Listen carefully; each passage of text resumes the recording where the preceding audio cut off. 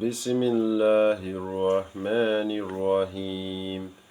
والشمس وضحاها والقمر إذا تلاها والنهار إذا جلاها والليل إذا يغشاها والسماء وما بناها والأرض وما طحاها والنفس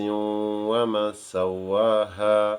فلهمها فجورها وتقواها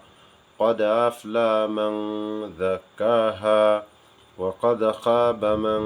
دساها كذبت ثمود بطغواها إذ انبعث أشقاها فقال لهم رسول الله ناقة الله وسقياها فكذبوه فعقروها فدمدم عليهم ربهم بذنبهم فسواها ولا يخاف عقباها.